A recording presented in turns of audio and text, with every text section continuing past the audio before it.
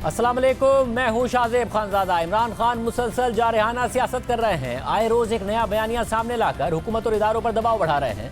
इमरान खान फौरी इंतखाबात चाहते हैं और फौरी इंतखाबात मुमकिन ना होने की सूरत में आर्मी चीफ की तैनाती मौखर करवाना चाहते हैं। साफ जाहिर है कि इमरान खान नए आर्मी चीफ की तैनाती खुद करना चाहते हैं। बात मेरिट की कर रहे हैं, मगर अपनी पसंद का आर्मी चीफ लगाना चाहते हैं और मौजूदा हुकूमत को यह मौका हरगिज़ नहीं देना चाहते हैं। इसके लिए वो मुसलसल दबाव बढ़ा रहे हैं। हुकूमत के साथ साथ इस्टेब्लिशमेंट को भी सख्त पैगाम दे रहे हैं। आज इमरान खान ने यह भी कहा है कि हमें कह रहे हैं कि सैलाब है, सियासत ना करो, और दूसरी तरफ मेरी पार्टी को क्रश करने लगे हैं।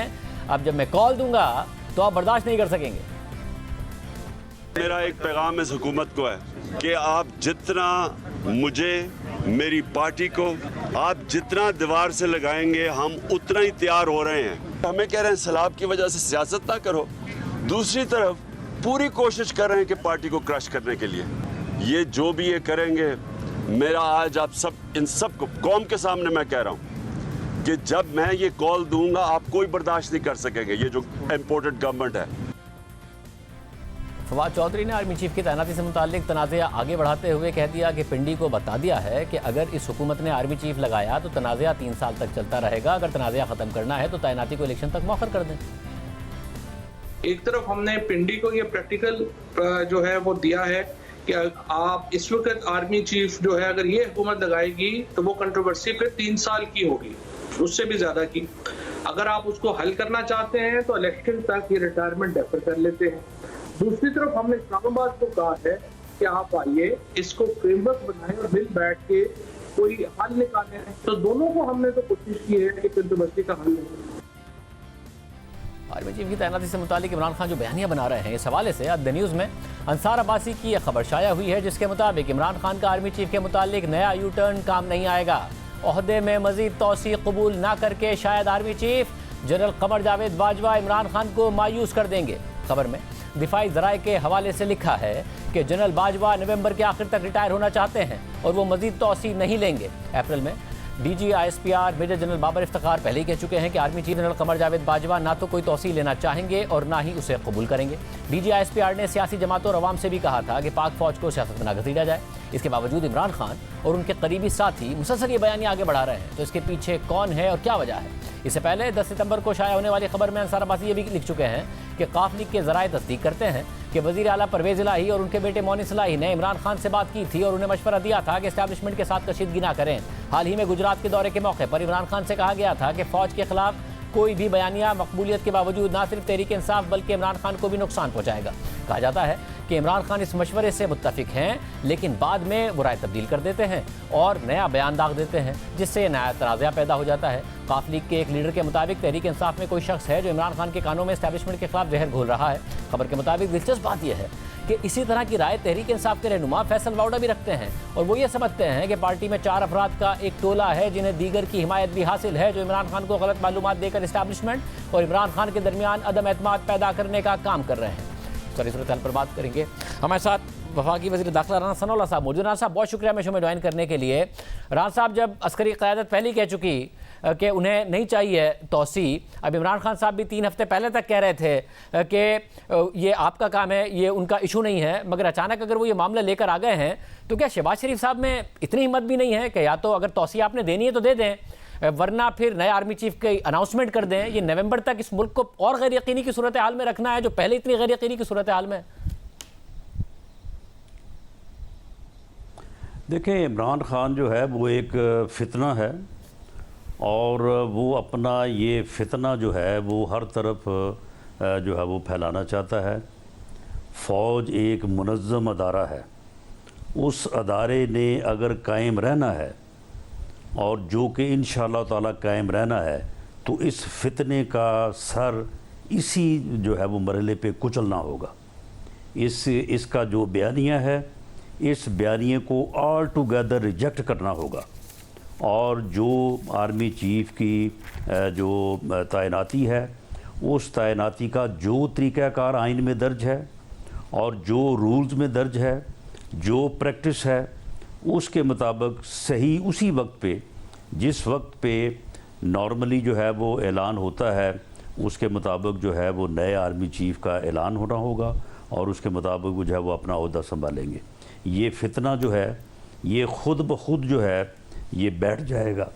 लेकिन अगर आप इसकी डिक्टेटरशिप पे लगेंगे कि जी आज ये कह रहा है तो इसकी ये बात मान ली जाए ताकि अगली बात ना हो, या अगली बात मान ली जाए तो फिर उससे आगे कुछ ना हो, तो ये एक ऐसा फितना है कि इसको आप जितना इसको जो है वो मानते चले जाएंगे ये उतना ही बढ़ता चला जाएगा। नहीं मगर राजा साहब, अब मसला ये है, खराबी पैदा करेगा। राजा साहब, अब मसला ये है मैं समझता हूँ कि इस मामले में इसकी राय का या इसके जो भी ये बात कर रहा है इसको ऑल टुगेदर जो है वो इग्नोर करना चाहिए। राजा साहब, अगर आप इग्नोर करना है मगर अनसर्टेनिटी भी तो खत्म करनी है ना। वो इसी महीने कह रहे हैं कि मैं प्रोटेस्ट के लिए आ जाऊंगा, तो एक काम जो शहबाज शरीफ साहब ने करना है वो करने में हर्ज क्या है। 2 महीने पहले पूरी दुनिया में मुहज़्ज़िब ममालिक में मुश्किल से चंद सत्रों की खबर होती है ये कि मुल्क का आर्मी चीफ नया लग गया है। हमारे यहाँ मसला ये हो गया है कि मुल्क में 3.25 करोड़ लोग सैलाब से उनका बुरा हाल है, भूख, अफलास, डॉलर नहीं संभल रहा है, मुल्क डिफ़ॉल्ट कर जाए, मगर आपने अपनी मर्जी का आर्मी चीफ लगाना है और इमरान खान साहब की ख्वाहिश है कि वो अपनी मर्जी का आर्मी चीफ लगाएं। इस ओहदे में इतनी ताकत है तो फिर ख़त्म कीजिए ना अनसर्टेनिटी, ताकि ये डिबेट का हिस्सा भी ना हो और मामला भी आगे बढ़ें। देखें, इस मुल्क की और इस अदारे की तारीख ये बताती है कि आज तक कोई अपनी मर्ज़ी का आर्मी चीफ लगा नहीं सका, और अगर किसी ने मर्ज़ी का चीफ ये समझ के लगाया भी है कि वो मेरी मर्ज़ी से काम करेगा तो ऐसा कभी नहीं हुआ। तो इसलिए ये तो सवाल ही नहीं है कि हमने अपनी मर्ज़ी का चीफ लगाना है, ना कभी हमने ये कहा है ना कभी सोचा है। जो एक तरीक़ाकार है उसके मुताबिक जो आर्मी की क़यादत जो है, लीडरशिप जो है, वो जो 2 या 3 जो भी प्रैक्टिस है वो नाम रिकमेंड करेगी, उनमें से उन्हीं के साथ मुशावरत के बाद वज़ीर-ए-आज़म जो है वो आइन के मुताबिक जो है वो इसका जो है वो फ़ैसला करेंगे। ये तो बुनियादी तौर पे सवाल ही गलत है कि हम ये कहें कि हमने अपनी मर्ज़ी का आर्मी चीफ लगाना है, या ये कहे कि मैंने अपनी मर्ज़ी का आर्मी चीफ लगाना है। ये कहता है ना कि मैं कॉल दूंगा तो बर्दाश्त नहीं कर सकोगे। ये 25 मई को तो आया था तो जलीलो रुस्वा होके इसको वापस जाने दिया, अब ये आएगा ना इसको वापस भी नहीं जाने देंगे, इसको यहीं पे रखेंगे इसको, और इसको जो है वो इसकी शरारत का, इसकी फितना परवरी का जो है इसको मज़ा चखाएंगे। ये किसी भूल में है कि उस वक्त उनके पास पंजाब की हुकूमत नहीं थी, जो है ये आपने पंजाब में भी मैसिव क्रैकडाउन किया है, ये पूरे मुल्क को, पूरी कौम को जो है वो आगे लगा लेगा। राना साहब, इस वक्त तो उन्होंने आप लोगों को के सर का दर्द बने हुए हैं, वो आप कितना भी इनकार करें इस वक्त तो वो बने हुए हैं। पहले तो पंजाब की हुकूमत नहीं थी, वो भी उनके पास है, वहाँ भी क्रैकडाउन नहीं कर सकते उनके ऊपर। बात ये है कि पहले KPK में इनकी हुकूमत थी ना, तो कितने लोग ये KPK से लेके आए थे? 7,500 8,000। चलो इस दफ़ा 12 13 14 ले आएंगे, पंजाब से भी ले आएंगे, तो उसके बाद ये आएँ, इनका बिल्कुल जो है वो इनका इलाज, इनकी खातर मदारत जो है वो बड़ी ठीक करेंगे और इसका ये जोम निकल जाएगा। ये जो रोज़ कहता है ना मैं कॉल दूंगा, ये दे कॉल, ये और कॉल दे के जो है ये फिर देखे कि उसके बाद फिर उसकी वजह ये है कि ये पूरी कौम को ब्लैकमेल नहीं कर सकता। पंजाब में अगर इसकी हुकूमत है तो क्या है, वहाँ पे 2 सीटों की अक्सरियत से इनकी हुकूमत है। आपका क्या ख्याल है कि पंजाब में और कोई नहीं है, सिर्फ परवेज़ इलाही साहब और यही बैठे हैं और पूरा पंजाब जो है वो इनके हाथ में है? ऐसा कोई मामला नहीं है। मगर इसमें भी आप बातें ही कर रहे हैं ना पंजाब हुकूमत के हवाले से भी, हिकमत अपनी कोई नहीं है। ऐसा लगता है जिस चीज़ की भी बात करें राना साहब, चाहे वो मईशत के हवाले से हो, कुछ तकर्रियों के हवाले से हो, महंगाई के हवाले से हो, चीज़ें कंट्रोल होने के हवाले से हो, तो आपके मुख्तलिफ वज़रा के पास और ख़ुद वज़ीर आज़म के पास एक्सक्यूज़ तो बहुत हैं, सॉल्यूशन कोई नहीं है कि भाई इस मामले को हल कैसे करना है, एक्शन कोई नहीं है। नहीं देखें, नहीं देखें अपना शाहजेब, मामला ये है कि आप देखें सुप्रीम कोर्ट में वो रिव्यू पड़ा है ना, सुबह फैसला करें वो, ये जो फैसला उन्होंने 63A पे किया है, जिसे पूरा मुल्क, सारी दुनिया कहती है कि that amounts to rewrite the constitution, वो फैसला जो है वो रिव्यू होगा। और वोट जो है, जब एक आदमी वोट डालेगा, उसका वोट गिना जाएगा तो फिर ही जाके उसके खिलाफ जो है वो एक्शन होगा ना। ये क्या बात कि वोट डाला जाएगा, गिना नहीं जाएगा, लेकिन उसको डिसीट किया जाएगा। ये सुबह जो है ये फैसला रिव्यू हो तो मैं अगले दिन जो है वो आपसे मैं दावे से बात करता हूं कि पंजाब में इनकी हुकूमत नहीं होगी। आप उम्मीद है सुप्रीम कोर्ट से, सुप्रीम कोर्ट के चीफ जस्टिस ने, आपने सुना होगा कि उन्होंने तकरीब में क्या कहा है कि वफाकी हुकूमत ने वो गुस्सा उस फैसले का निकाला कि जो तैनातियां थी 5 नए जजेस की, उसकी वजह से नहीं हुई क्योंकि लॉ मिनिस्टर ने और अटॉर्नी जनरल ने मुखालफत की उस फैसले की वजह से। चलें, अगर उन्होंने ये बात की है तो मैं इस सिलसिले में अर्ज़ कर दूं कि जुडिशल कमीशन का मैं भी 10 साल सूबाई लॉ मिनिस्टर के तौर पे हिस्सा रहा हूं। वहाँ पे जजेस की जो तादाद है, यानी जो जजेस मुअज़्ज़ज़ जजेस जो हैं वो जो मेंबर हैं, उनकी तादाद जो है वो डबल है उन लोगों से जो हुकूमत की तरफ से या बार काउंसिल की तरफ से नुमाइंदे होते हैं। उनकी तादाद 3 है, दूसरी तरफ 6 लोग बैठे होते हैं। तो इत्तफाक तो जजेस में नहीं था। अगर जजेस में इत्तफाक होता तो दूसरी साइड पे बैठे वोट जो है उनका तो कोई वज़न नहीं है। तो वो इत्तफाक जो है वो मुअज़्ज़ज़ जजेस में नहीं था उन तैनातियों के ऊपर। अगर उनमें इत्तफाक हो जाए तो मैं नहीं समझता कि गवर्नमेंट जो है वो रोक सकती है। और अगर इत्तफाक नहीं था तो मेरा ख्याल है कि गवर्नमेंट को यही किरदार अदा करना चाहिए था कि उस कंसेंसस की और उस जो इख्तलाफ है उसको जो है वो ब्रिज करने की कोशिश की जाए, और वो हम कर रहे हैं। राज साहब, आप लोगों के जो मुख्तलिफ एक्शंस हैं उसमें देखें, अब नज़र आ रहा है ना कि इस वक्त आपके को अनर्व किया हुआ है इमरान खान साहब ने। अब ये जो सैफुल्लाह नियाज़ी साहब के घर पर छापा है कि वो नामंजूर.com जो है वो उनके उससे चलाया जाता है और उससे ऐसे फंड्स कलेक्ट होते हैं जो इलीगल पर्पस के लिए। अब तहरीक इंसाफ तो ऑफिशियली नामंजूर.com से अपनी पार्टी के लिए फंडिंग कर रही है, ओवरसीज़ पाकिस्तानी से डोनेट करने का कह रही है। अब ये जो छापा है और फिर उनके घर पर छापा मारना, लैपटॉप ले लेना, मोबाइल फ़ोन ले लेना, अब अनर्व हो रहे हैं ना। कोई ऐसा थोड़ी कोई छुप के वो कोई ऐसा ऑपरेशन कर रहे हैं आप? नहीं, इसमें ऑफिशियली फंड रेज कर रहे हैं। नहीं, इसमें अनर्व होने वाली कौन सी बात है। मामला ये है कि कुछ चीज़ें जो हैं वो शहबाज गिल की जो है वो मिली थी, उनके ऊपर जो फर्दर जो है वो इन्वेस्टिगेशन हुई है, जो उनका फोरेंसिक ऑडिट हुआ है, उससे कुछ चीज़ें ऐसी मिली हैं कि जिनके मतलब मेरा ख्याल है कि मैं अगर इस वक्त बात ऑन एयर करूँगा तो शायद वो मुनासिब ना होगी। वो जब सारी चीज़ें सामने आएंगी तो इनके काले करतूत और इनके स्याह चेहरे जो हैं वो आपके सामने आएंगे कि ये लोग कर क्या रहे हैं और कहाँ कहाँ पे इनके कनेक्शन हैं। तो उस सिलसिले में ये ज़रूरी था कि सैफुल्लाह नियाज़ी साहब के जो मामलात हैं, जो उनके राब्ते हैं, जो उनके पास उनके लैपटॉप या बाकी जो इस किस्म की चीज़ें हैं, उन तक जो है वो रसाई हासिल की जाए। वैसे इन्होंने रसाई देनी नहीं थी, इसलिए वो इन्वेस्टिगेटिव टीम गई है और वो जाकर उन चीज़ों को लेके आ गई। अब उनका एनालिसिस होगा तो उसमें ये सारी चीज़ें जो हैं वो सामने आ जाएंगी। और अगर ये सामने जब वो आएंगी तो फिर राजा वो सैटेलाइट फोन भी मिला था, वो एक गन भी मिली थी, पिस्तौल भी मिली थी, तो उससे फिर और भी कई कुछ मिला है ना। तो क्या आज तक क्या कोर्ट ऑफ लॉ में आपने एज एन एविडेंस कुछ भी कनेक्ट कर पाए हैं, साबित कर पाए हैं आज तक राजा साहब? नहीं, कोर्ट ऑफ नहीं, सुन ले शाहजेब, मामला ये है कि या तो फिर मैं वो किरदार अपनाऊं जो शहजाद अकबर का किरदार था कि रोज़ मैं बैठ के प्रेस कॉन्फ्रेंस किया करूं, जो कि मैं समझता हूँ कि उस किरदार को हमने नापसंद किया और वो किरदार जो है वो बिल्कुल वो जो है वो उसमें कोई स्टांस नहीं था और वो गलत साबित हुआ। इसलिए हम उस किस्म का मामला नहीं करना चाहते। इनका जो फॉरेन फंडिंग का मामला है उसमें इस हद तक पेशरफ्त है कि जब आप चीज़ें वो सामने, जब अदालत में वो चलान पेश होगा, हम उसके ऊपर कोई प्रेस कॉन्फ्रेंस नहीं करेंगे।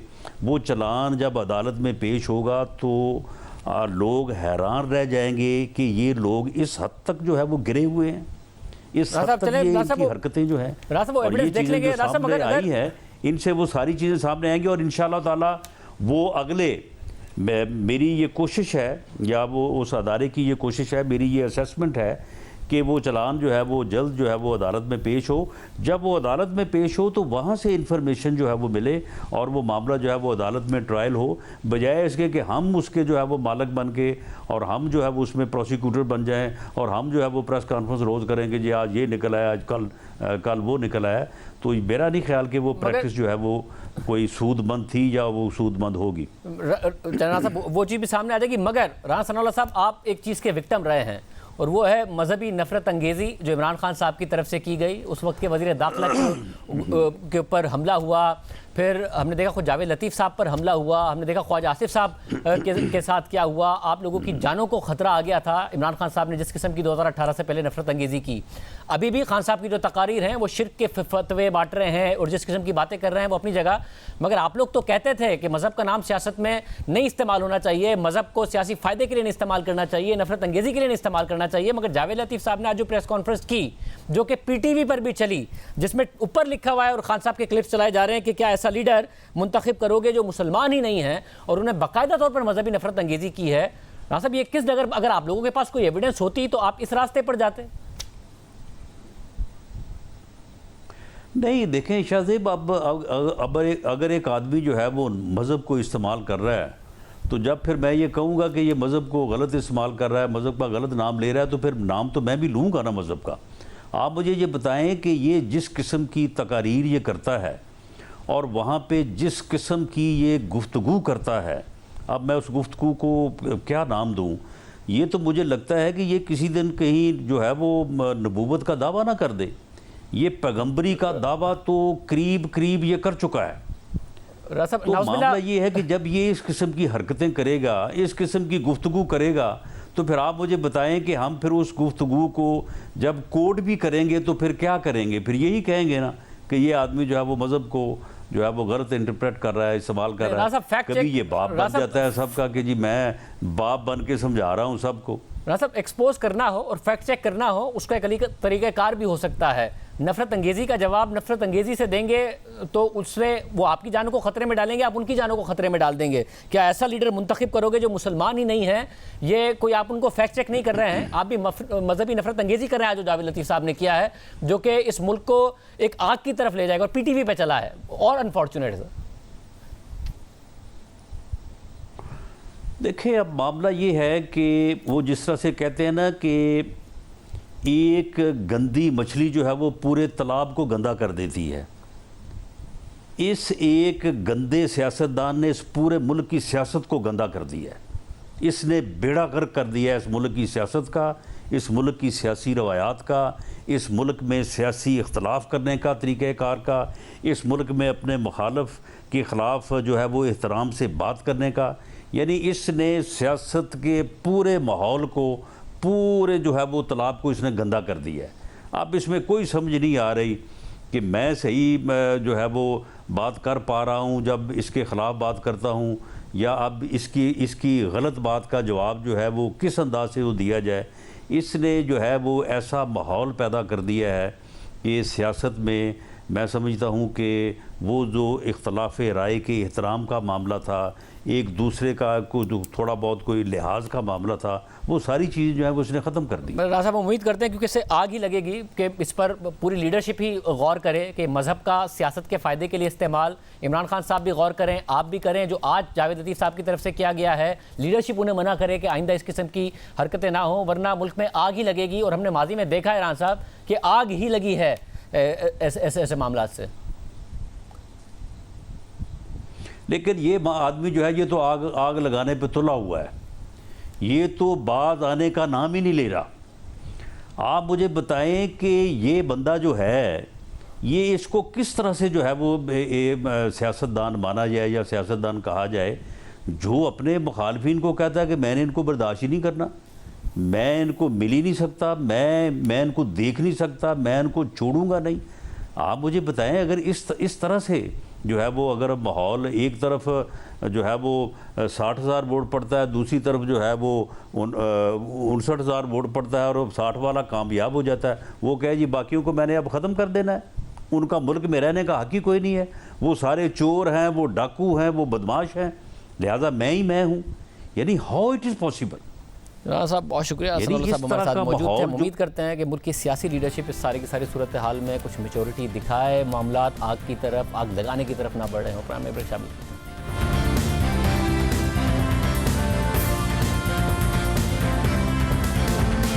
प्रोग्राम में दोबारा खुश आमदीद नाज़रीन। इससे पहले हमने बताया था कि अंसार अब्बासी साहब की खबर है कि शायद आर्मी चीफ तौसीक़ कबूल ना करें। क्या अंदर की बात है, अंसार अब्बासी साहब से ही पूछते हैं। अंसार अब्बासी साहब बहुत शुक्रिया हमें ज्वाइन करने के लिए। सर साहब, आपकी पिछले 4-5 दिन में बैक टू बैक कुछ स्टोरीज़ हैं इस अहम मामले पर भी, दूसरे मामलात पर भी। आज जो आपकी स्टोरी है वो ये कहती है कि जो इमरान खान का नया यू टर्न है हो सकता है कि वो काम ना करे, जो कि आर्मी चीफ के एक्सटेंशन के हवाले से, और आप ये कह रहे हैं कि वो एक्सेप्ट नहीं करेंगे, कबूल नहीं करेंगे। ज़ाहिर DGISPR पहले भी कह चुके हैं कि अगर उन्हें दी भी गई एक्सटेंशन तो वो कबूल नहीं करेंगे, मगर उसके बावजूद ये एक नया बयानिया और अचानक बयानिया इमरान खान साहब लेकर आए हैं। अगर वहाँ से कबूल नहीं किया जाएगा तो फिर ये है क्या जो अचानक, जो 3 हफ्ते पहले तो वो कह रहे थे नए आर्मी चीफ की जो तकर्री है वो मेरा मसला नहीं है, वो इस हुकूमत का मामला है, ये अचानक फिर क्या हुआ है, इसके पीछे क्या मुहरकात हैं? देखें, एक तो पहले ये बात आपको ये बताऊं कि जिस तरह आपने कहा कि DGISPR ने अप्रैल में कहा था इस साल, और कल ही मेरी एक बड़े रिलायबल सोर्स से बात हुई और यही बात मुझे बताई गई कि जी जो भी कुछ है, ना एक दिन आगे ना एक दिन पीछे, जो दिन रिटायरमेंट का है उस दिन वो रिटायर हो जाएंगे आर्मी चीफ। और वजह क्या है कि किस वजह से इमरान खान साहब ने ये यू टर्न लिया। देखें, मैं कुछ चीज़ें चूँकि जो आपको पता है कि आर्मी चीफ की जो अपॉइंटमेंट है ऑलरेडी अनफॉर्चुनेटली इस अपॉइंटमेंट को पॉलिटिसाइज़ कर दिया गया, और इसके ऊपर जिस किस्म की डिस्कशंस हो रही हैं अभी, पहले कभी नहीं हुई। और इसमें मैं ये भी समझता हूँ कि 2019 का जो एक्ट था, जो एक्सटेंशन का था, वो नहीं होना चाहिए था। अब मेरा ख्याल है कि पॉलिटिकल पार्टीज़ के लिए, and this is in the best interest of ना सिर्फ पाकिस्तान बल्कि the institution of defence forces, कि आप उस किस्म के कानून को अनडू करें। लेकिन इमरान खान साहब ने क्यों कहा, ये किस वजह से, मैं आपको बताऊं कि बहुत सी चीज़ें आप खुल के बयान नहीं कर सकते, लेकिन मुझे सिर्फ आप ये बता दें कि 4-5 लोगों में से अगर कोई एक शख्स किसी को अपॉइंट कर देते हैं, मतलब है, और वो ज़ाहिर है वो नवाज शरीफ साहब नहीं करेंगे, वो जरदारी साहब नहीं करेंगे जो कि इमरान खान साहब कह रहे हैं, वो basically prime minister of Pakistan करेंगे, जो भी प्राइम मिनिस्टर हो। और आज अगर प्राइम मिनिस्टर शहबाज शरीफ साहब हैं और ये कंटिन्यू करते हैं नवंबर तक, तो डेफिनेटली ये कानून और आइन के तहत उनकी डिस्क्रिशन है और उन्होंने अपॉइंटमेंट करनी है। दो, मैं ये समझता हूँ कि जो टॉप के लोग हैं उनमें से टॉप 2 में से किसी एक को आर्मी चीफ बनना चाहिए, किसी एक को ये जो chairman joint chief of staff बनना चाहिए कमेटी का, ताकि ये कंट्रोवर्सी ख़त्म हो जाए। जिस तरह के सुप्रीम कोर्ट में आपको पता है चीफ जस्टिस की अपॉइंटमेंट के ऊपर हमेशा कंट्रोवर्सीज रही, लेकिन वहाँ पे आके अपॉइंटमेंट जब एक तरह से स्ट्रीमलाइन हो गई तो अब उस किस्म का प्रॉब्लम ही नहीं होता। तो अब वजह क्या है, इमरान खान साहब को शायद डर है। वो डर ये है कि अगर मेरिट के ऊपर देखें 4-5 में से हो सकता है कि इमरान खान साहब मेरिट के ऊपर अपॉइंटमेंट हो जाए, मतलब है कि टॉप 2, अब मैं टॉप 2 की बात कर लेता हूँ, हो सकता है कि वहाँ पे वो कंफर्टेबल ना हो, not because of any flaw और fault on part of the officers, लेकिन चूँकि इमरान खान साहब प्राइम मिनिस्टर रहे, उनका अपना एक इंटरेक्शन रहा बहुत से लोगों से रहा, तो मेरा ख्याल है कि ये जो सारे प्रेशर का मकसद ये है कि जी इस स्टेटस को वही वाली बात जो एक्सटेंशन का नाम है नहीं ले रहे, लेकिन फवाद चौधरी साहब ने एक्सटेंशन कह दिया, उसको ज़ाहिर एक्सटेंशन ही होगी, because deferment is extension, otherwise तो कोई तरीका नहीं है उसको कि जी आप इसको आगे लेके जाएँ। सब अगर अब उनका कंफर्ट अगर नहीं है, और दरमियान में जैसा कि आपकी स्टोरी भी कह रही है कि शायद आर्मी चीफ भी तौसीक़ को कबूल ना करें, मगर उसके बावजूद जब उन्होंने एक बात की थी जिसमें उन्होंने कहा था ऐसा आर्मी चीफ लगाना चाहते हैं, फिर हुब्बुल वतनी पर सवाल उठा दिया, मेरिट पर सवाल उठा दिया, उस पर ISPR का बड़ा सख्त रद्द-ए-अमल आया था। अभी जो उन्होंने नई बात की है इमरान खान साहब ने, इस पर आपके ज़रा क्या बताते हैं? क्या एक बेचैनी है, क्या क्या इस वक्त माहौल है? देखें, ये सारा बेसिकली जो मकसद है, आपको पता है कि इमरान खान साहब डेफिनेटली पॉपुलर हैं, उनकी फॉलोइंग बहुत ज़्यादा है। जब वो गए थे और जिस तरह से गए थे, जिन हालात में, मेरा ख्याल है कि अनपॉपुलैरिटी जितनी ज़्यादा PTI की थी उसका कोई सोच भी नहीं सकता। लेकिन एनी हाउ जो भी नैरेटिव बना लिया, वो कितना उसमें सच है, कितना उसमें गलत बयानी है, what ever, he is very popular. और फिर हर एक साइड के ऊपर उन्होंने प्रेशर डेवलप किया, और जिसमें इस्टेब्लिशमेंट को भी प्रेशर उन्होंने, ज़ाहिर है बहुत ज़बरदस्त किस्म का उन्होंने प्रेशर डेवलप किया। आदो वो जो चाह रहे थे कि जी नवंबर तक इलेक्शन, अक्टूबर तक इलेक्शन हो जाएं, वो उस चीज़ को अचीव नहीं कर सके। लेकिन मैं आपको बताऊं कि ये अब उनका फेयर नहीं है, मेरी ज़ाती राय में, कि ये स्टेटस को, जैसे कि कहा फवाद चौधरी ने कि जी ये जो इस्टेब्लिशमेंट का स्टेटस को है ये कंटिन्यू करे। उनके लिए मेरा ख्याल है कि जी दूसरी जो है कि अगर की अपॉइंटमेंट प्राइम मिनिस्टर ये कर देते हैं, तो मेरा ख्याल है कि उनको वहाँ पे ज़्यादा प्रॉब्लम है।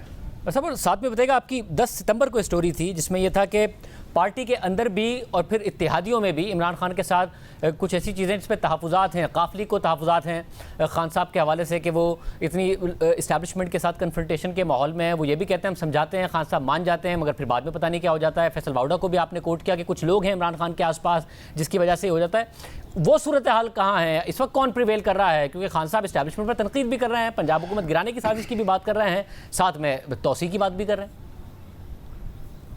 देखें, जो अनफॉर्चुनेट चीज़ है ना इमरान खान साहब के साथ, वो ये है कि अनफॉर्चुनेटली फॉर एवरीवन अपने मतलब है कि टीम के जो उनके अपने लीडर्स हैं, जो उनके कोलिशन पार्टनर्स हैं, और इस्टेब्लिशमेंट के लिए भी वो एक अनप्रेडिक्टेबल शख्स हैं। मतलब है कि उनके ऊपर आप कितना ट्रस्ट या कितना इन्हिसार कर सकते हैं, बिकॉज उनके माइंड में जो चीज़ आती है उसको बड़ा मुश्किल से बदला जा सकता है। और ये मैं आपको बताऊं कि चीफ मिनिस्टर पंजाब परवेज़ इलाही साहब ने, मोनिस इलाही साहब ने एक दफ़ा नहीं रिपीटेडली उनसे बात की कि जो आप बात कर रहे हैं ये गलत बात है। इससे एक तो आप ज़ाहिर है पॉपुलर हैं, सारा कुछ है, और इसके कंसिक्वेंसेस बड़े सीरियस हो सकते हैं, आपके पॉलिटिकल कैरियर के लिए भी सीरियस हो सकते हैं। और यही बात फैसल वाउडा ने तो बड़ा, और ये मैं आपको बताऊँ कि मुझे PMLN के टॉप मोस्ट लोगों ने ये कहा कि वो हमारे पास मुतमईन होते हैं, लेकिन उनको बाद में कोई पट्टियाँ पढ़ाता है, इस तरह की बात करते हैं कि कोई कान भरता है और इस तरह। और यही बात फैसल वाउडा कहते हैं। और उन्होंने तो एक मीटिंग में ये कहा, उनके आसपास जो लोग बैठे थे और सब लोग बैठे थे, उन्होंने कहा कि जो आपके आसपास इस वक्त भी लोग बैठे हैं ये बेसिकली ये आस्तीन के साम पे जो बेसिकली आपको डिस्क्वालीफाई करवाना चाहते हैं, ताकि आपको डिस्क्वालीफाई करके तो वो उनके लिए रास्ता निकले और वो मतलब है कि अहम ओहदों के ऊपर आ सके। तो इस तरह की बात है। लेकिन अनफॉर्चुनेटली एक तो खटक साहब, मैं आपको बताऊँ, परवेज़ खटक साहब काफ़ी बातें करते रहे हैं और सबसे वोकल अभी तक भी एज ऑफ टुडे भी फैसल वाउडा हैं। कुछ और लोग भी हैं। वैसे आप इनफॉर्मली बात करें तो मैं आपको बताऊँ कि बहुत से उनके जो बड़े लीडर हैं ना, वो ये कहते हैं कि इमरान खान साहब को इस तरह की बात नहीं करनी चाहिए, बिकॉज वो बहुत सी जो बातें करते हैं ना, मैं आपको बताऊँ, वो उनका अपना मतलब है कि एक सोच होती है, ज़रूरी नहीं एक एविडेंस की बुनियाद के ऊपर नहीं करते। जिस तरह साजिश की बात कर दी, आप क्या उसके ऊपर एविडेंस था कि नहीं था? और फिर बहुत से मशवरे फ़र्ज़ करें, इस्टेब्लिशमेंट आपको पता है 18 में किस तरह से आए थे।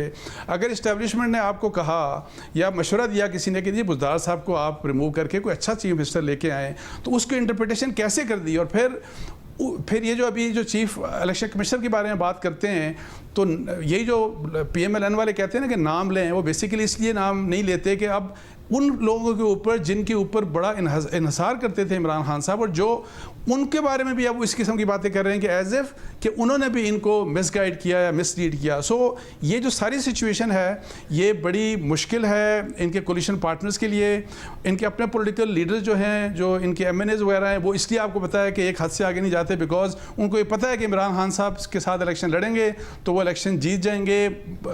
वो सोच अनफॉर्चुनेटली इस हद तक महदूद है, और एक हद से आगे आप इमरान खान साहब के साथ डिस्कशन नहीं कर सकते। बहुत शुक्रिया भाई साहब की गुफ्तगू आपने सुनी। प्रोग्राम में ब्रेक शामिल करते हैं और हम मसले पे बात करेंगे ब्रेक के बाद।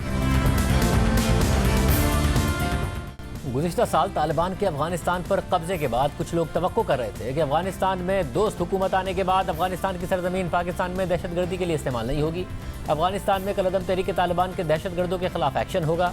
मगर एक साल गुजरने के बाद और बावजूद सूरत हाल इसके बिल्कुल बरक्स नजर आ रही है। पाकिस्तान के शुमाली इलाकों बिलखुसूस साबिक फाटा में दहशतगर्दी, भत्ताखोरी और टारगेट किलिंग के वाक़यात में बदस्तूर इजाफा हो रहा है, जिसके बाद TTP से होने वाले मुज़ाकरात पर भी सवालात उठ रहे हैं। गुज़िश्ता 24 घंटों में खैबर पख्तूनख्वा में दहशतगर्दी के 3 बड़े वाक़यात हो चुके हैं, जिनमें 12 के करीब अफराद जा बहक और 10 अफराद ज़ख्मी हुए हैं।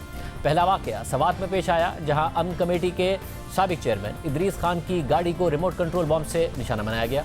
इस वाक़े में इदरीस खान, एक बच्चा और 2 पुलिस एहलकारों के अलावा 2 अफराद भी मौके पर ही शहीद हो गए, जबकि जाए वक़ुआ से आज सुबह 3 मज़ीद लाशें भी मिली हैं, जिसके बाद अमवात की तादाद 8 हो गई है। कलअदम तहरीक तालिबान ने इस वाक़े की जिम्मेदारी कबूल करते हुए कहा है कि इदरीस खान गुज़िश्ता 13 सालों से उनकी हिट लिस्ट पर थे, जबकि सवात में होने वाले इस वाक़े के कुछ ही घंटों बाद कोहाट में पुलिस स्टेशन पर दस्ती बॉम्ब हमला किया गया, जिसमें SHO समेत 4 कांस्टेबल और 2 आम शहरी जख्मी हुए। पुलिस हुकाम के मुताबिक वाक़े में मुलविस दहशतगर्दों की तलाश के लिए सर्च ऑपरेशन शुरू कर दिया गया है, जबकि इस हवाले से कोहाट के डिस्ट्रिक्ट पुलिस अफसर मोहम्मद सुलेमान का कहना था कि सिक्योरिटी फोर्सेज और पुलिस को कई माह से धमकियां मौसूल हो रही थी, जिसके पेश नज़र अलर्ट भी जारी किया गया था। जबकि एक और वाक़े में खैबर पख्तूनख्वा की कुरम एजेंसी में सरहद पार से दहशतगर्दों की फायरिंग से पाक फौज के 3 जवान भी शहीद हो गए। इन वाक़यात के बाद हुकूमत की तरफ से दो टोक अल्फाज में अफगान हुकूमत से सरहद पार से होने वाले हमलों को रोकने का मुतालबा किया गया है। वज़ीर दाखिला राना सनाउल्लाह ने ट्वीट में कहा कि सरहद पार से पाकिस्तानी सिक्योरिटी फोर्सेस पर दहशतगर्दों के हमले की भरपूर मजम्मत करते हैं। अफगानिस्तान हुकूमत सरहद पार दहशतगर्दों के हमलों को रोके। खैबर पख्तूनख्वा में दहशतगर्दों के वाक़यात अभी अचानक नहीं हो रहे हैं, बल्कि इनका गुज़िश्ता कुछ अरसे से एक तसलसल मौजूद है। गुज़िश्ता माह मालाकंड डिवीज़न में तहरीक इंसाफ के रुकन सूबाई असम्बली मलिक लियाकत खान पर भी हमला किया गया था, जिसमें उनके भाई और भतीजा जा बहक, जबकि मलिक लियाकत खान शदीद ज़ख्मी हुए थे। और इसी अरसे में मालाकंड, लोअर दीर और बिलखुसूस सवात में कलदम तालिबान की मुबैना वापसी की खबरें भी सोशल मीडिया पर गर्दिश कर रही थी। भत्ते के लिए पर्चियाँ मौसूल होने की खबरें गर्दिश कर रही थी। खुद हुकूमती अहलकारों को धमकियों की खबरें गर्दिश कर रही थी। और इन इलाकों में मुसल्लह अफराद का असलहे के साथ गश्त करने, वहाँ की पुलिस को यरगमाल बनाने और आवाम से भत्ता वसूल करने की खबरें भी उरूज पर थी। लेकिन जब खैबर पख्तूनख्वा के वज़ीर आला के तर्जुमान बैरिस्टर सैफ से इस हवाले से पूछा गया तो उनका कहना था कि तहरीक तालिबान के साथ हुकूमत पाकिस्तान का ऑफिशियली सीज़ फायर है। एतमाद के साथ कह सकता हूँ कि उनकी तरफ से सीज़ फायर की खिलाफ वर्जी सामने नहीं आई है। उन्होंने मजीद कहा था कि तहरीक तालिबान की तरफ से एलामी आया है, जिसमें उन्होंने तहरीक इंसाफ के MPA पर कातलाना हमले से इनकार किया है और उसकी मजम्मत की है। लेकिन अब दहशतगर्दी के वाक़यात में तवातुर से इजाफा एक तशवीशनाक सूरत हल की तरफ इशारा कर रहा है। और खैबर पख्तूनख्वा में अब ना सिर्फ अपोजिशन बल्कि खुद तहरीक इंसाफ के रहनुमा भी इस पर खदशात का इजहार कर रहे हैं और सवालात उठा रहे हैं। मुराद सईद ने इस हवाले से सवाल उठाया है कि बाढ़ लगाने के बावजूद बॉर्डर से नकलो हरकत कैसे हो रही है, जबकि तहरीक इंसाफ के सूबाई वज़ीर शौकत अली ने आज कहा है कि तालिबान के साथ मुज़ाकरात अफगान हुकूमत और वफाकी हुकूमत के दरमियान हो रहे हैं। वो किस सतह पर हो रहे हैं हमें इल्म नहीं है। सूबाई हुकूमत किसी लेवल पे मुज़ाकरात नहीं कर रही, या बार बार आप मीडिया कह रहा है मुज़ाकरात होते हैं वफाक के लेवल पर। वफाकी हुकूमत और अफ़गान हुकूमत ये मिल के TTP के साथ उनके मुज़ाकरात हो रहे हैं। वो किस स्टेज पे हमें उसका नहीं पता, लेकिन मुज़ाकरात उनके थ्रू पे हो रहे हैं। जब अफ़गान हुकूमत में तब्दीली आई और वो कुछ लोगों को फोर्स कर रहे हैं कि जाएँ पाकिस्तान, वापस जाएँ, तो उसका डेफिनेटली उसका आएगा, हमें इसका फेस करना पड़ेगा। मगर तर्जुमान खैबर पख्तूनख्वा हुकूमत ने मुज़ाकरात के हवाले से तो कहा है कि इसकी कोई इंटीमेशन नहीं है, वो खुद मुज़ाकरात का हिस्सा भी हैं, मगर ये ज़रूर कहा है कि सीज़ फायर की खिलाफ वर्जी हुई है। के साथ हमारे मुज़ाकरात का सिलसिला तो अभी ख़त्म नहीं हुआ। तहरीक तालिबान की तरफ से मुज़ाकरात के सिलसिले के ख़त्म होने के हवाले से हमें भी कुछ नहीं इंटीमेशन आई और ना हमारी तरफ से कोई ऐसा फैसला हुआ है। अलबत्ता उनके साथ जो हमारा सीज़ फायर का एग्रीमेंट था उसमें यकीनन पेचीदगी पैदा हुई है। 2-3 वाक़यात हुए हैं, हम अब ये नहीं कह सकते कि हमारी सीज़ फायर है। उनका मौक़िफ़ ये है कि हमारे खिलाफ कार्रवाई हुई है, हमारा मौक़िफ़ ये है कि नहीं आपने कार्रवाई की है, लेकिन ये बातचीत जारी है। मेरा उनके साथ राब्ता है, कल रात भी मेरी बात हुई है, आज सुबह भी मेरी बात हुई है और इन्हीं वाक़यात पर मैंने उनको कहा है कि जो कुछ कर रहे हैं तो ये पूरे प्रोसेस को डीरेल करने के मुतरादिफ है। सीनियर साफ़ी तज़किर सलीम साफ़ी साहब हमारे साथ बोल रहे हैं। साफ़ी साहब बहुत शुक्रिया मशे में ज्वाइन करने के लिए। साफ़ी साहब वाक़यात में तेज़ी से इजाफा हुआ है, खुद खैबर पख्तूनख्वा हुकूमत के वुज़रा इस पर सवाल उठा रहे हैं, तहरीक इंसाफ के रहनुमा सवाल उठा रहे हैं। बैरिस्टर सैफ जो तर्जुमान हैं वो कह रहे हैं वो मुज़ाकरात का हिस्सा है, मुज़ाकरात ख़त्म होने के हवाले से तो कोई इंटीमेशन नहीं है, मगर सीज़ फायर की खिलाफ वर्जी हो रही है।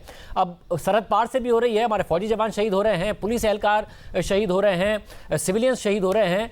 ये क्या सूरत हाल है, कितनी ख़तरनाक सूरत हाल है? देखिए शाहज़ीब, ये सूरत हाल जो दोबारा लौट आई है तो ये अफ़गानिस्तान में तालिबान के दोबारा इक़्तिदार के दिन के साथ ही लौट आई है। और ये पिछले पूरे साल का अगर आप अंदाज़ा लगा लें तो उस एवरेज माहाना 20 से लेकर 30 तक सिक्योरिटी फोर्सेस के लोग और 40 से 50 तक सिविलियन ये हलाकतें होती रही हैं। और वो वजह उसकी ज़ाहिर भी थी क्योंकि एक तो ये है कि उन लोगों को रिस्पॉन्सिबल करार देना चाहिए अब कि जो हमें पिछले 15-20 साल ये पट्टी पढ़ाते रहे कि अफ़गान तालिबान और पाकिस्तानी तालिबान का आपस में कोई ताल्लुक़ नहीं है और वो तो बड़े अच्छे हैं और ये बहुत बुरे हैं। हालांकि हम जैसे तालिब इल्म चीख रहे थे कि भाई वो उनके अमीरुल मोमिनीन को अपना अमीरुल मोमिनीन मानते हैं। उन्होंने जिस तरह तालिबान की जंग की बुनियाद अल-कायदा और उसामा बिन लादेन थे, तो इसी तरह TTP के पाकिस्तानी रियासत के ख़िलाफ़ जंग की बुनियाद ये थी कि हमने अफ़गान तालिबान के ख़िलाफ़ अमेरिका का साथ क्यों दिया। और लेकिन यहाँ पे हमें उल्टा पट्टी पढ़ाई जाती रही। तो जब मरकज़ी क़यादत को फ़तह हासिल हुई है अफ़गानिस्तान में, तो नेचुरली यहाँ पे टीटीपी का भी मोरल बूस्ट हो गया। और फिर इस दौरान टीटीपी को नुकसान पहुँचाया था ड्रोन ने। मज़रन बैतुल्लाह महसूद, हकीमुल्लाह महसूद, कारी हुसैन, नेक मोहम्मद, मुल्ला फजलुल्लाह, ये सब लोग ड्रोन के नतीजे में मारे गए थे और ड्रोन की वजह से उनकी आपस में कम्युनिकेशन भी नहीं हो पा रही थी। लेकिन ड्रोन का ख़तरा भी कम हो गया। दूसरा, उनको गारों और पहाड़ों की बजाय अफ़गानिस्तान में पूरी हुकूमत और पूरा अफ़गानिस्तान में असर आ गया। मोरल भी उनका बूस्ट हो गया। जो यहाँ पे स्लीपर सेल थे वो भी अफ़गानिस्तान चले गए तालिबान के पास। तो ये उस वक्त से ये सूरत हाल जारी है। और जिस दिन इमरान खान साहब ने ये कहा था कि अफ़गानों ने ग़ुलामी की ज़ंजीरें तोड़ दी हैं, तो ज़ाहिरी बात है जब उन्होंने ग़ुलामी की ज़ंजीरें तोड़ दी तो उस दिन के साथ टीटीपी की भी ग़ुलामी की ज़ंजीरें टूट गई थी। और ये उस दिन से ये सिलसिला जारी है। लेकिन ये है कि मीडिया और अहले सियासत का उसकी तरफ तवज्जो नहीं था। मगर साफ़ी साहब, आप बहुत पहले से ये बात कहते रहे, जाहिर है कि एक ही हैं अफ़गान तालिबान भी और पाकिस्तानी तालिबान भी, इनको अलग अलग करके ना देखा जाए। मगर ये बहस पाकिस्तान में मुसलसल होती रही। फिर जब अफ़गानिस्तान में हुकूमत आ गई तो ये उम्मीद थी कि अफ़गानिस्तान की सरजमीन इस्तेमाल नहीं होगी, वो मुज़ाकरात के लिए मजबूर करेंगे। फिर मुज़ाकरात हुए भी, मगर अभी मुज़ाकरात भी हो रहे हों और सीज़ फायर की खिलाफ वर्जी भी हो रही हो, अफ़गान तालिबान उनको रोक भी ना रहे हों और उल्टा वहाँ से बाढ़ लगने के बावजूद लोग आ रहे हों और खैबर पख्तूनख्वा में तहरीक इंसाफ़ी के रहनुमा इस पर तनकीद कर रहे हों, ये एग्जैक्टली क्या हो रहा है? अफ़गान तालिबान रोकना चाहते नहीं हैं, नहीं रोक रहे हैं, उस सूरत में वो क्या किरदार अदा कर रहे हैं? नहीं, तो ये मैं यही कह रहा हूँ ना कि वो दिफाई तज्ज़ियाकार, वो दानिश्वर जो हमें ये पट्टी पढ़ा रहे थे, तो अब उनसे ये पूछना चाहिए, क्योंकि जब अफ़गानिस्तान में तालिबान की हुकूमत आई और पहला राब्ता उस वक्त इमरान खान साहब की हुकूमत थी, उनसे टीटीपी के सिलसिले में किया गया, तो उन्होंने कहा कि भाई इन लोगों ने हमारी खातिर कुर्बानियाँ दी है, इन्होंने हमें पनाह दिया था, पहले हमारे लिए ख़ुदकुश हमले भी इन्होंने किए थे, तो हम ये तो नहीं कर सकते कि इनको मार के या पकड़ के आपके हवाले कर दें। तो उसके बाद अक़ल का तकाज़ा ये था कि जब वो उनको अपना हिस्सा भी समझते थे और टीटीपी के लोग उनके अमीरुल मोमिनीन को अपना अमीरुल मोमिनीन मानते हैं, उनका बेत कर चुके हैं, और उसके बाद अफ़गान तालिबान एक तंजीम नहीं रही बल्कि वो स्टेट बन गए। तो जो बात करनी चाहिए थी वो अफ़गान हुकूमत से करनी चाहिए थी, तालिबान की हुकूमत से करनी चाहिए थी। लेकिन आपको याद होगा कि इमरान खान साहब की हुकूमत में बराह रास्त टीटीपी से मुज़ाकरात शुरू किए गए और टीटीपी से, हालांकि होना ये चाहिए था कि अफ़गान तालिबान से कहा जाता, जिस तरह चीन का अगर अपने यूगर बागियों का मसला है तो चीन जाके ख़ुद उनसे तो मुज़ाकरात नहीं कर रहा है, लेकिन वो अफ़गान तालिबान की क़यादत से कह रहा है कि हमारा मसला हल कर दे। इस्लामिक मूवमेंट ऑफ उज़्बेकिस्तान के बारे में उज़्बेक हुकूमत अफ़गान तालिबान से कह रही है कि हमारा मसला हल करे, और हम तो दुनिया में उनके वाहिद वकील भी थे, हम वाहिद उनके तर्जुमान भी थे। तो हमें जो भी बात करनी चाहिए थी या जो डील करनी चाहिए थी वो अफ़गान तालिबान के ज़रिए करनी चाहिए थी, लेकिन उसकी बजाय हमने उनसे कहा कि आप इनको हमारे साथ बिठाएं, और हमारे आला सतह पे जाके उनके साथ ये वादा किया गया कि 1 महीने की उन्होंने जंगबंदी कर ली, और उसके जवाब में हाई प्रोफाइल जो उनके कैदी थे उनके बारे में उनसे वादा किया गया कि हम आपके लिए इनको छुड़वाएंगे। उस दौरान इधर टीएलपी का मसला गर्म हो गया और इमरान खान साहब और उस वक्त के DGI वो उसमें बिज़ी हो गए। महीना पूरा हो गया, हमने उनके कैदी नहीं छुड़वाए थे, तो उन्होंने कहा आपने तो हमारे साथ वादा खिलाफ़ी कर ली, और अफ़गान तालिबान ने भी कहा कि आपने तो हमें एम्बेरस कर लिया। तो उसके बाद जब दोबारा उनको मुज़ाकरात के लिए आमादा किया जा रहा था तो उसके लिए वो कैदी भी छुड़वाए गए। दूसरा फिर उसके बाद ज़्यादती ये हुई कि ये पाकिस्तान का मसला है, ये रियासत का मसला है, लेकिन उनके साथ जितने भी मुज़ाकरात हुए वो सूबाई हुकूमत ने किए, वो मुराद सईद की पार्टी की हुकूमत के लोग कर रहे हैं, और दोनों मरतबा उनके तरफ जो लोग भेजे गए तो खैबर पख्तूनख्वा हुकूमत के तर्जुमान बैरिस्टर मोहम्मद अली सैफ उनकी क़ियादत कर रहे थे, और इधर मरकज़ में ना शहबाज शरीफ साहब को इसका पता था, न वो इन चीज़ों में दिलचस्पी रखते हैं, न बिलावल भुट्टो जरदारी पूरी दुनिया के दौरे कर रहे हैं, लेकिन उन्होंने भी ना कभी ये सवाल उठाया कि भाई एक सूबाई हुकूमत ये मसला क्यों करे। अब मैं हैरान हूँ कि बाकियों का तो सवाल बनता है, लेकिन पीटीआई वाले किस बुनियाद पे सवाल उठा रहे हैं, क्योंकि वहाँ पे 10 साल से उनकी हुकूमत है और फाटा मर्जर के बाद तोरखम बॉर्डर हो, कुरम एजेंसी हो, बाकी सब हो, वहाँ पे तो महमूद खान की हुक्मरानी चलती है। सब ज़रा हुकूमत तो ये उनकी है, सवाल तो कौम इनसे कर रही है। मगर ज़रा कंसर्न तो है ना कि अगर उनके इलाकों में भी ये गिरफ्त इनकी मजबूत हो रही है अगर तालिबान की, तो वो भी अपने कंसर्न का इजहार कर रहे हैं कि बाढ़ लगने के बावजूद क्यों आ रहे हैं। सर अगर आप बता सके कहीं सूरत हाल खुदा न खास्ता बहुत ज़्यादा ख़राब होने जा रही है या ये काबू में आ सकती है, क्योंकि पाकिस्तान ने देखा है कि जब सवात से और 2005-6-7 में जब शुरू हुआ तो फिर मामला कैसे पाकिस्तान पूरा का पूरा दहशतगर्दी की लपेट में आ गया था।